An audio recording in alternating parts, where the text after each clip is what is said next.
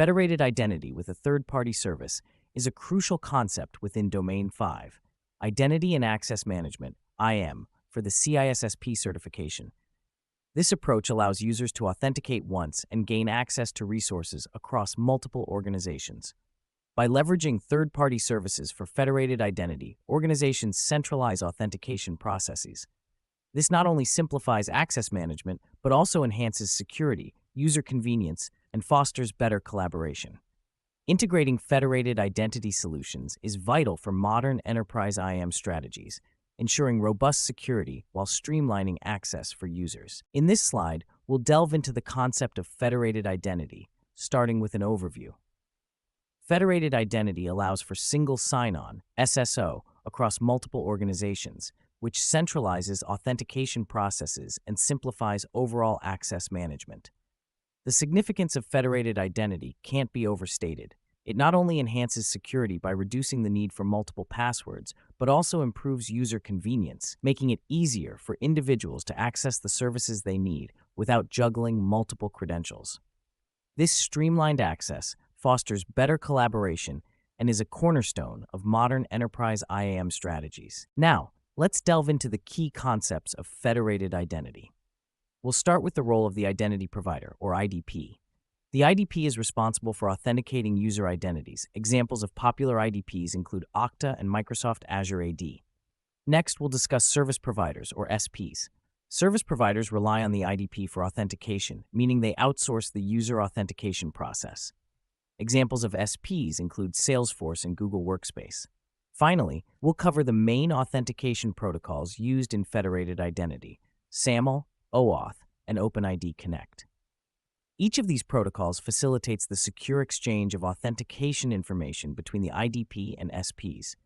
Understanding these key concepts is crucial for grasping how federated identity operates seamlessly across multiple organizations. Now, let's delve into federated identity in practice. When we talk about federated identity, one of the key implementations is single sign-on, or SSO. This allows users to authenticate just once and gain access to multiple applications seamlessly. For example, with corporate credentials, a user can access diverse services like Google Workspace and Salesforce without needing to log in separately for each service. Another significant aspect is cross-domain identity management. This practice streamlines user management across multiple services, essentially reducing administrative overhead. It ensures that user accounts and permissions are consistently managed across different platforms, making administrative tasks more efficient and secure. In practical terms, federated identity and its implementations like SSO and cross-domain identity management simplify the user experience and enhance security by relying on centralized authentication processes. Security Assertion Markup Language, or SAML, plays a crucial role in federated identity management, particularly in enabling single sign-on, SSO. As an XML-based protocol, SAML facilitates the secure exchange of authentication and authorization data between parties, typically an identity provider and a service provider. The core components of SAML include assertions, protocols, and bindings. Assertions carry statements about the user, such as their identity or authorization. Protocols define the request and response patterns, while bindings specify how the SAML messages are transported.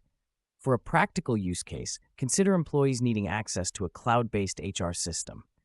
By utilizing SAML, they authenticate through a central identity provider and gain seamless access to the HR system without needing to log in again. This not only enhances security, but also significantly boosts productivity by streamlining the login process across various applications. On this slide, we are diving into practical examples of creating and handling SAML requests and responses using specific programming languages. First, we have an example in Java using OpenSAML to create a SAML request. To create the request, we use the SAML Object Builder and AuthInRequest classes. The builder pattern helps us to construct the AuthInRequest object, and we also generate a unique identifier for the request using Secure Random Identifier Generator. Here's the code snippet to create a SAML request.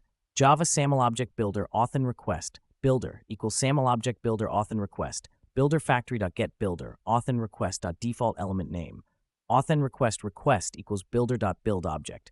Request.setID, new secure random identifier generator, generate identifier. Next, we move to handling a SAML response in Python using the LXML library. The response is extracted from its base 64 encoded string format, and we parse it using etree. The find method is then used to locate the specific assertion element within the response. The corresponding Python code looks like this. Python from LXML import etree response equals etree.fromString SAML response base 64, print response.find, /earn OASIS names tc SAML 2.0 assertion.text.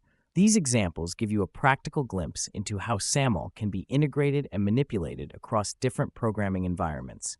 This knowledge is crucial for implementing SSO solutions and dealing with identity federation in a real-world scenario. OAuth in federated identity. Now, let's delve into OAuth in the context of federated identity. OAuth 2.0 is an authorization framework that allows third-party applications limited access to user resources without exposing their credentials. Key components of OAuth include authorization server, the server that issues access tokens after authenticating the user and obtaining authorization. Resource owner, the user who owns the data and authorizes the access. Client, the third-party application requesting access to the user's resources. Resource server, the server that hosts the protected resources accessible only with a valid access token. Understanding these components is crucial for implementing OAuth in a federated identity system, ensuring secure and efficient resource access management. In this slide, we see an example scenario illustrating the OAuth 2.0 workflow in a practical context. Let's consider a situation where users need to grant a third-party application access to their email calendar. Here's how the process unfolds. 1. First, the user authenticates with their email service, which acts as the identity provider, or IdP. This step ensures that the user is who they claim to be. 2. Once authenticated, the email service issues special tokens to the user. These tokens serve as keys for accessing specific resources. 3. Finally, the third-party application, using these tokens, gains access to the user's email calendar. This process allows the third-party app to perform actions on behalf of the user without needing to know their login credentials, ensuring both security and convenience. On this slide, we're diving into specific OAuth command examples. First, to request an authorization code, we use a GET request directed to the authorization endpoint. This example shows how to shape that request. Bash curl-examcom/OAuth/authorize, authorize, response type equal code and client enter ID and redirect URI and scope equals read. You'll notice that it specifies the response type as code, includes the client ID, redirect URI, and defines the scope of access as read. Next, to exchange the obtained authorization code for an access token, we use a POST request to the token endpoint. The command for this is bash curl xpost example.com/OAuth/token. -d, grant type equals authorization code, code recode, redirect URI, and client ID, and client secret at client secret. In this request, we include parameters for the grant type, the authorization code received from the first step, and all necessary client credentials. These commands illustrate the practical steps in the OAuth flow for securing third-party access to resources. In this slide, we're focusing on OpenID Connect, OIDC, in the context of federated identity. OpenID Connect builds on top of OAuth 2.0 and adds an identity layer, which enables user authentication alongside authorization. Key components of OIDC include 1. ID token. This is a JSON web token, G, that contains information about the user, such as their identity and authentication status. 2. User info endpoint. This endpoint provides additional information about the user, which can be retrieved using the access token obtained through the OAuth 2.0 flow. 3. Dynamic client registration. This allows clients to register with the OpenID provider dynamically, facilitating more flexible and scalable integrations. OIDC seamlessly combines authentication and authorization to provide a robust solution for federated identity management.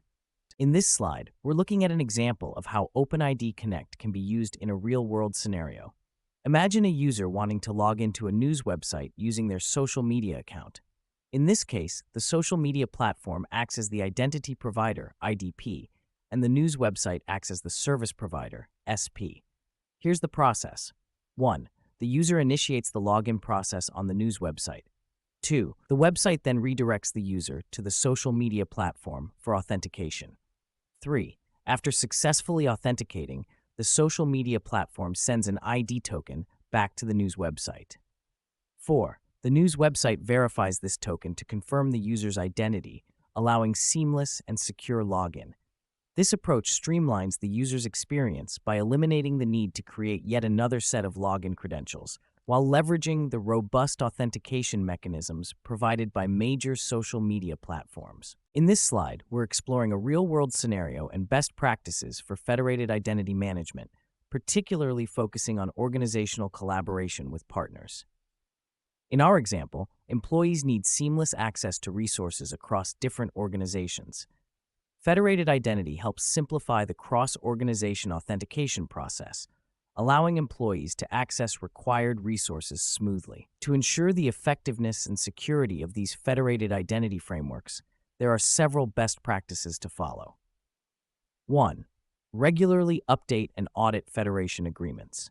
It's crucial to keep federation agreements current and regularly audited to ensure that they align with the latest security standards and organizational needs. 2. Implement multi-factor authentication, MFA.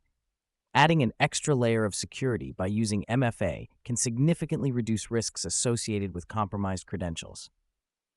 3. Monitor for abnormal login behaviors. Continuous monitoring for unusual login activities can help in early detection of potential security threats and prevent unauthorized access. By adhering to these best practices, organizations can enhance security and provide a seamless authentication experience for their employees and partners. In this slide, we conclude our discussion on federated identity by summarizing the key points and providing some final thoughts and recommendations. Firstly, federated identity streamlines user access across multiple domains by leveraging protocols like SAML, OAuth, and OIDC. These protocols enhance security while simplifying user management and access. Final thoughts and recommendations include embracing federated identity for seamless and secure access and staying updated with evolving protocols and best practices to maintain a robust infrastructure. For next steps and further reading, consider diving deeper into specific protocols like SAML, OAuth, and OpenID Connect. Exploring integration guides for major identity providers, IdPs, and service providers, SPs, can also be highly beneficial. In this section, we wrap up our course on federated identity with a selection of valuable references and tools to further your understanding and application of these concepts. For readings, consider the Understanding SAML documentation by OASIS, which will provide in-depth knowledge about the security assertion markup language. Parecki's OAuth 2.0 Simplified is an excellent resource for comprehending OAuth 2.0, while OpenID Connect Explained by Auth0 will give you clear insights into OpenID Connect. On the tools side, the OpenSAML library is useful for working with SAML assertions. The OAuth 2.0 Playground allows you to experiment with OAuth flows interactively. Lastly, Identity Server 4 is a comprehensive framework for implementing OpenID Connect and OAuth 2.0. These resources and tools will enhance your technical prowess and equip you with the necessary skills to implement federated identity solutions effectively. On this slide, we have no visible content. This typically serves as either a transition point or a placeholder in the presentation. Since there is nothing specified here, it's likely meant to provide a brief pause or indicate a shift to the next topic in our course. Let's proceed further to continue exploring the subject matter in more detail.